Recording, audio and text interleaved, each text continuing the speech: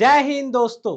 Welcome to our new channel सरकारी officer regiments powered by Winner Institute. मैं हूं लुभांश कुमार और आज के सेशन में हम डिस्कस करने वाले हैं स्टाफ सिलेक्शन कमीशन के द्वारा अलग अलग पोस्ट के लिए जो वैकेंसी जारी की जाती है, उसमें जो ग्रेजुएशन लेवल के लिए सीजीएल की वैकेंसी जारी करती है, उसमें किस प्रकार से आपको तैयारी करना है, क्या एग्जाम पैटर्न होता है, कितनी फॉर्म फीस होती है, एज रिलेक्शन क्या है, क्वालिफिकेशन क्या मिलता है और सबसे महत्वपूर्ण बात उसमें सैलरी क्या होती है। तो कहीं ना कहीं सीजीएल की पोस्ट में पैसा भी है और पावर भी है। तो इस वीडियो के आखिरी तक आप बने रहें ताकि आपको दोनों चीजों के बारे में पता रहे। और यदि आप गवर्नमेंट एग्जाम की तैयारी करना चाहते हैं तो आप हमारे विनर इंस्टीट्यूट से जुड़ सकते हैं। ये हमारा वेबसाइट है। हमसे जुड़ने के लिए ये हमारा कॉन्टेक्ट है और ये हमारी ब्रांचेज है नागपुर एंड पुणे में। तो जिस प्रकार से हमारे भारत में यूनियन पब्लिक पोस्ट के लिए और अलग अलग पोस्ट के लिए वैकेंसी जारी की जाती है, उसी प्रकार से ग्रुप बी, सी और डी लेवल के लिए जो एग्जाम के लिए पोस्ट मिशन, तो इसके द्वारा ग्रेजुएशन बेसिस पे सीजीएल, 12 बेसिस पे सीएचएसएल और फिर 10 बेसिस पे एमटीएस और अलग अलग वैकेंसी जारी करते हैं। बट आज की सेशन में हम डिस्कस करने वाले सीजीएल के बारे में। तो सीजीएल के थ्रू आपका जो ड्रीम पोस्ट है, चाहे हम बात करें इनकम टैक्स की बात करें या फिर कैग ऑफिसर की बात करें, ईडी की बात करें, कस्टम की बात करें, जीएसटी की बात करें, अकाउंटेंट की बात करें, ऐसी अलग अलग पोस्ट के लिए बहुत ही अच्छी वैकेंसी जारी की जाती है। सबका जो ड्रीम जॉब है वो क्या रहेगा, आपका सीजीएल के थ्रू फुलफिल होगा। अब इसके एग्जाम पैटर्न की बात करें, क्या ये ऑफलाइन है कि ऑनलाइन मोड है, तो हर एग्जाम की तरह ये भी क्या हो चुका है, ऑनलाइन हो चुका है। बिकॉज आपको पता है कि ऑफलाइन में क्या होता है, बहुत ज्यादा करप्शन देखने मिल रहा था। अब ये जो एग्जाम का पैटर्न है वो 2022 से पहले अलग था और 2022 के बाद इसका एग्जाम का पैटर्न चेंज हो गया। तो यहाँ पर अलग अलग पोस्ट के लिए अलग अलग वैकेंसी होती है, बट सबके लिए क्या होगा, प्रीलिम्स क्या होता है, कॉमन्स होता है, कॉमन रहेगा। तो प्रीलिम रहेगा, फिर मेंस रहेगा, किसी प्रकार का इंटरव्यू देखने नहीं मिलेगा। हाँ, डॉक्यूमेंट वेरिफिकेशन रहेगा वहां पर और उसी में फिर आपका क्या होगा, फाइनल सिलेक्शन देखने मिलेगा। तो आइए बढ़ते हैं, आगे जानते हैं। तो सबके लिए जो कॉमन रहेगा अलग अलग पोस्ट के लिए वो है सीजीएल का प्री बोलो या टीयर 1 बोलो, जहां एग्जाम पैटर्न में देखने मिलेगा आपको टोटल 100 क्वेश्चन। हर एक क्वेश्चन क्या होंगे, 2 मार्क्स के होंगे। 200 मार्क्स का क्या रहेगा, पेपर रहेगा, जिसके लिए आपको 60 मिनट का समय दिया जाएगा। बट जो स्क्राइब्स के साथ आते हैं उनके लिए 20 मिनट ज्यादा देखने मिलेगा। अब इस 100 क्वेश्चन के लिए आपको कौन कौन से सब्जेक्ट की तैयारी करनी पड़ती है। तो सबसे पहले बात करते हैं इंग्लिश, जहां पर इंग्लिश के 25 क्वेश्चन रहेंगे। इस एग्जाम में हर एक क्वेश्चन 2 मार्क्स का देखने मिलेगा, 50 मार्क्स का क्या होगा, पेपर होगा। आगे बात करते हैं जनरल अवेयरनेस की या जनरल स्टडीज, जहां पर आपको history, geography, polity, economy, science, art and culture जैसे सब्जेक्ट पढ़ने पड़ते हैं। इसके लिए भी सेम 50 मार्क्स। नेक्स्ट बात करते हैं रीजनिंग के लिए, ये भी 50 मार्क्स रहेगा। और बाद में बात करें क्वांट, ये भी क्या रहेगा, 50 मार्क्स। तो ये रहेगा आपका पहला टीयर 1, जहां पर आपको 100 क्वेश्चन देखने मिलेंगे। और इसके बाद 200 मार्क्स में क्या होती है, कट ऑफ जारी होती है कैटेगरी वाइज, जिसको अपन आगे जाकर डिस्कस करने वाले हैं। और उसके बाद जो टीयर 1 क्वालिफाई करता है उसको क्या होती है, आगे टीयर 2 में बैठने का मौका मिलता है। अब टीयर 2 के लिए भी क्या होता है, अलग अलग क्या होती है, कैटेगरी देखने मिलेगी। जैसे पेपर 1 रहेगा वो हर पोस्ट के लिए कॉमन रहेगा, 2 घंटे 30 मिनट का। और जहां पेपर 2 की बात करें तो जो केवल जेएसओ जूनियर स्टैटिस्टिकल ऑफिसर होते उनको ही पेपर 2 बैठना पड़ता है, बाकी अलग अलग पोस्ट के लिए नहीं। और जो पेपर 3 होगा वो असिस्टेंट ऑडिट ऑफिसर या अकाउंट्स ऑफिसर होता है, उनके लिए 2 घंटा। अब पेपर 1 की जब बात करें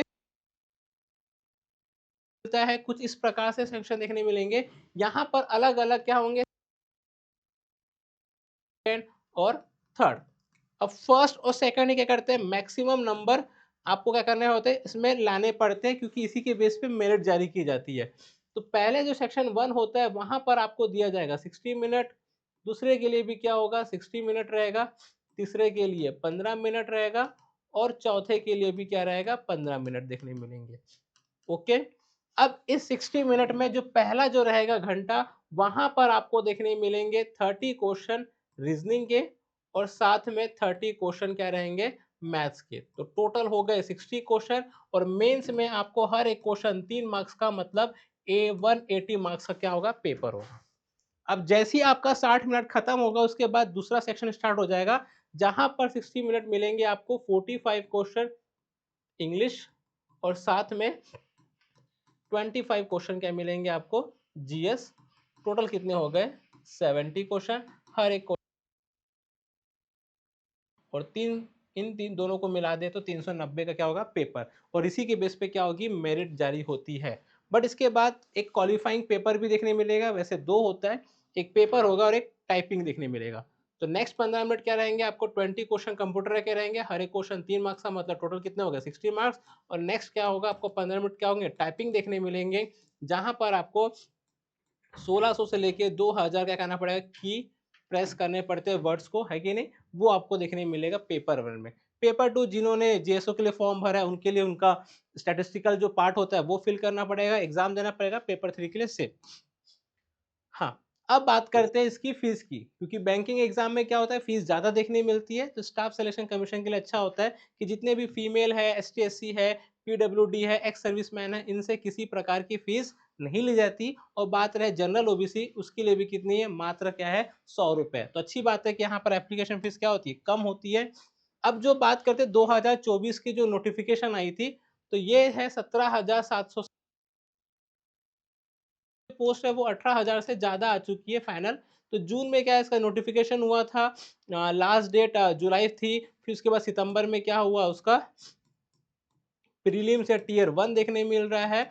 और फिर जनवरी 18 से लेके 20 जनवरी के बीच में टीयर टू देखने मिल रहा है।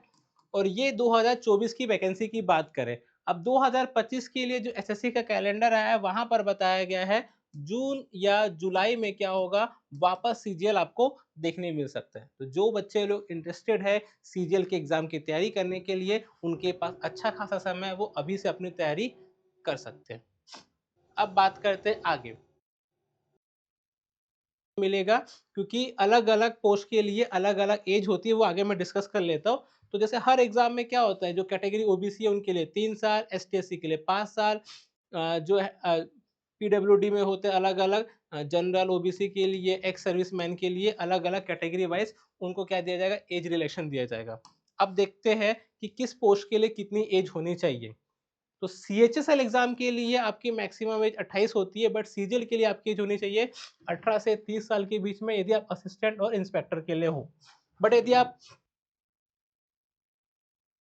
Auditor, sub inspector, upper division clerk, इनके लिए भी क्या दी गई, 18 से 30 साल बताया गया। आगे बात करते हैं sub inspector, assistant enforcement officer, उसके बाद आपको एज रिलेक्शन मिलेगा 30 के बाद, 3 साल के लिए ओबीसी, 5 साल के लिए एसटी एससी। इस प्रकार से आपको कैटेगरी वाइज क्या होगा, जो भी आप वैकेंसी फिल करना चाहते हैं उसके लिए आपको एज लिमिट दी गई। तो अच्छी बात है, इसमें एज अच्छा दिया गया है। हाँ, अब बात करते हैं पावर। तो आपको पता है कि इनकम टैक्स, सीबीआई, ईडी में कितनी अच्छी पावर है। तो सेम पोस्ट में उतनी अच्छी क्या मिलेगी, आपको सैलरी मिलेगी। तो ये ग्रेड पे सैलरी होती है, और जहां पर आपको जो भी डियरेंस अलाउंस है ये सब मिलने के बाद सैलरी आपकी इतनी बढ़ जाती है। तो अच्छी खासी अपॉर्चुनिटी है, जहां पर आपको अलग अलग पोस्ट के लिए अलग अलग सैलरी लेवल बताया गया। इस प्रकार से आप चेक कर सकते हो जिस पोस्ट के लिए आपका ड्रीम अपॉर्चुनिटी है, कि मुझको जिस पोस्ट के लिए अप्लाई करना है, जहां मेरा सपना है, उसके लिए इतनी सारी सैलरी दी गई। पोस्ट देख सकते हो, ग्रुप बी की है और ग्रेड, ठीक है। आप देख सकते हो अलग अलग पोस्ट है सबके लिए, चाहे इंस्पेक्टर इनकम टैक्स हो, एक्साइज हो, सबके लिए।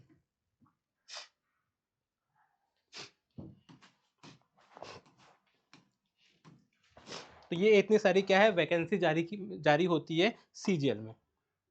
अब बात करते हैं एजुकेशन क्वालिफिकेशन। तो एजुकेशन क्वालिफिकेशन क्या बोला गया है, यदि आप असिस्टेंट ऑडिट ऑफिसर के लिए है तो आपके पास क्या होनी चाहिए, एक बैचलर डिग्री होनी चाहिए। साथ में आपका अकाउंट में भी क्या होना चाहिए, आपका अच्छा खासा क्या होना चाहिए, एक्सपीरियंस होना चाहिए। ये भी बोला गया डिग्री के मामले में।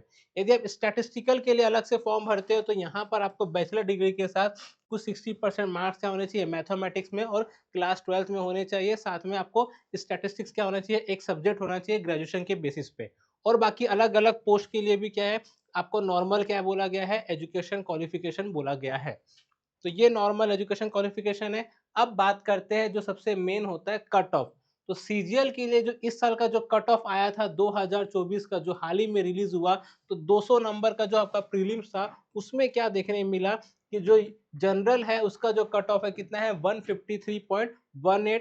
ओबीसी का देख सकते हो 146.26। एसटी एससी का आप इस प्रकार से कैटेगरी वाइज क्या की गई, पोस्ट जारी की गई, सॉरी कट ऑफ जारी की गई। अब बात करते हैं एग्जाम में जो हमारा सब्जेक्ट है उसका वेटेज। तो सबसे पहले बात कर लेते हैं रीजनिंग के। तो रीजनिंग के कितने क्वेश्चन आते हैं, 25 क्वेश्चन देखने मिलते हैं। तो वहां पर जो टॉपिक होता है एनालॉजी, वहां से 2 से 3 देखने मिलेगा। उसके बाद सीरीज हो गया, ब्लड रिलेशन हो गया, ऑर्डर रैंकिंग हो गया, डायरेक्शन हो गया। इस प्रकार से अलग अलग टॉपिक होते, जहां पर टोटल कितने मिल जाएंगे, 25 क्वेश्चन आपको देखने मिलेंगे। तो ये सब आपके लिए क्या रहेगा, टॉपिक रहेगा। नेक्स्ट बात करते हैं क्वांट के लिए। तो क्वांट के लिए जो टॉपिक है टाइम एंड वर्क रहेगा, एसआईसीआई रहेगा, सबके लिए 2-2 3-3 क्वेश्चन इस प्रकार से हर टॉपिक में से आपको पूछा जाता है। यहाँ पर ध्यान रखिएगा कि यहाँ पर मैथ्स में अर्थमेटिक के अलावा क्या मिलेगा आपको, एडवांस का भी पार्ट पढ़ना पड़ेगा। एडवांस में जैसे बात करते हैं हम लोग, मेंसुरेशन हो गया, ट्रिग्नोमेट्री हो गया, अलजेब्रा हो गया, ज्योमेट्री हो गया, हाइट एंड डिस्टेंस हो गया। तो ये टॉपिक क्या रहेंगे आपके लिए, इंपॉर्टेंट रोल प्ले करते हैं। ठीक है, अब बात करते हैं नेक्स्ट इंग्लिश के लिए। यहाँ पर भी 25 क्वेश्चन है, जिसमें सबसे ज़्यादा जो वेटेज देखने मिलता है आपको वो कैप का रहेगा, एरर स्पॉटिंग रहेंगे, ग्रामर्स रहेंगे, पैरा जंबल्स रहेंगे, आरसी रहता है, reading comprehension and cloze test. तो ये सबका टॉपिक का क्या रहेगा, वेटेज रहेगा बराबर। अब जब बात करें कि रीजनिंग हो गया, मैथ्स हो गया, इंग्लिश हो गया, एक और सब्जेक्ट है जो सबसे इंपॉर्टेंट रहेगा, वो रहेगा आपका जीएस। तो जीएस में भी कितने आते हैं, 25 क्वेश्चन देखने मिलते हैं। हर एक क्वेश्चन 2 मार्क्स का देखने मिलेगा। अब इसमें पढ़ना क्या होगा, एक हमको पढ़ना पड़ता है history, geography, polity, economy, science भी आपको देखने मिलेगा, फिजिक्स, केमिस्ट्री, बायोलॉजी, साथ में आपको स्टैट और साथ में क्या देखने मिलेगा, करंट अफेयर। जहाँ से सबसे ज़्यादा जो वेटेज होता है स्टैटिक और हिस्ट्री का देखने मिलेगा। तो ज्योग्राफी से 1-2 क्वेश्चन, पॉलिटी से 3-4 क्वेश्चन, इकोनॉमी से 1-2 क्वेश्चन, हिस्ट्री से 5-6 क्वेश्चन, साइंस से 4-5 क्वेश्चन, करंट अफेयर का भी वेटेज देखने मिलता है। तो ये रहेगा आपका जीएस का पोर्शन, जहाँ पर भी आपको 25 क्वेश्चन देखने मिलेंगे। तो ये है चारों सब्जेक्ट का डिटेल एनालिसिस कि कौन कौन से टॉपिक आपके लिए इंपॉर्टेंट रोल प्ले करेंगे एग्जाम निकालने के लिए। तो सबसे पहले आपको फोकस करना है अपने पहले टीयर 1 पे, उसका कट ऑफ क्या रहेगा, हाई रहेगा। तो जितना जल्दी हो सके अपना सिलेबस कवर करना है, ताकि उसमें हम जितना प्रैक्टिस करेंगे वो हमें एग्जाम क्रैक करने में इतना इंपॉर्टेंट रोल प्ले करेगा। बिकॉज यहाँ क्वेश्चन ज़्यादा है बट टाइम क्या रहेगा, कम रहेगा। तो जिसकी जितनी जो ड्रीम जॉब है वो उसको आप देख सकते हो, एनालिसिस कर सकते हो और उसके अचीव करने के लिए कह सकते हो, मेहनत कर सकते हो। उम्मीद करते हैं आपको इस सेशन में सीजीएल से संबंधित सभी डाउट क्लियर हो गए होंगे। आपका जो सपना है सरकारी जॉब हासिल करने का, वो फुलफिल हो सके, और इस सपने को पूरा करने के लिए विनय इंस्टीट्यूट हमेशा आपके साथ रहेगा। जय हिंद दोस्तों।